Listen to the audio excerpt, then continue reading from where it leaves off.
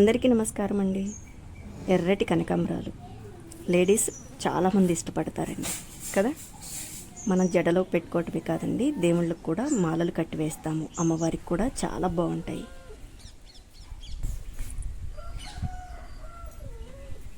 పల్లెటూరుల్లో మంచిగా పూల మొక్కలు, ఎన్నో రకరకాల మొక్కలు అన్నమాట ఇంటి దగ్గరే పెరుగుతూ ఉంటాయి. మంచిగా పూలు పూస్తూ ఉంటాయి.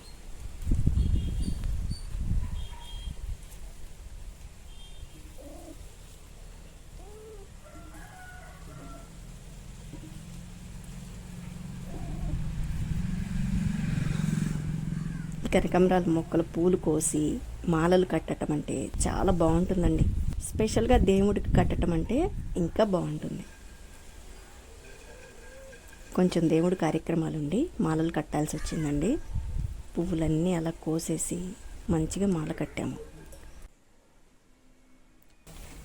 ఇవి మా ఇంటి దగ్గర పూలేనండి. మాకు కొన్ని చెట్లు ఉన్నాయి, ఇంకా మా పిన్ని వాళ్ళకి కూడా ఉన్నాయి అన్నమాట. పూలు మాత్రం భలే ఎర్రగా ఉన్నాయండి. కొంచెం వర్షాలు కూడా పడ్డాయి కదా. ఇప్పుడైతే కనకాంబరాలకి ఎండలున్నా వానలున్నా నిత్యం పూస్తూనే ఉంటాయి. మనం కొంచెం మంచిగా వాటర్ అందిస్తే చాలండి, తెగ విరబూస్తాయి. చూడటానికి ఎంత బాగున్నాయో, అందుకే వీడియో తీస్తున్నాను.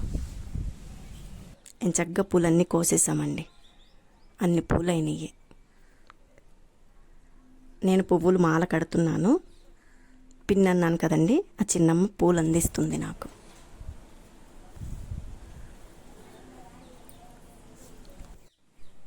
ఆల్మోస్ట్ అందరికీ మాలలు కట్టడం వచ్చు కదండి, అందుకే నేను కట్టడం స్పెషల్గా చూపించట్లేదు. పువ్వుల్లో భాగంగానే మాల చూపిస్తున్నాను అంతే. చాలా పెద్ద మాల అయిందండి. చిన్న చిన్న పూలు మాలలు కట్టడానికి కొంచెం ఇబ్బంది పడతారండి కొంతమంది.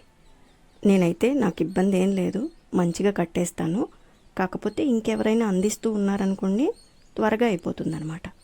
ఫాస్ట్గా మాల కట్టేయచ్చు. ఎన్ని పూలున్నా అయిపోతాయి. మాల కట్టడం అయిపోయిందండి. చూడండి మాల ఎంత బాగుందో. అటు రెండు ఇటు రెండు కలిపి కట్టామన్నమాట. ఎంత బొద్దుగా చిక్కగా వచ్చిందో మాల చూడండి, బాగుంది.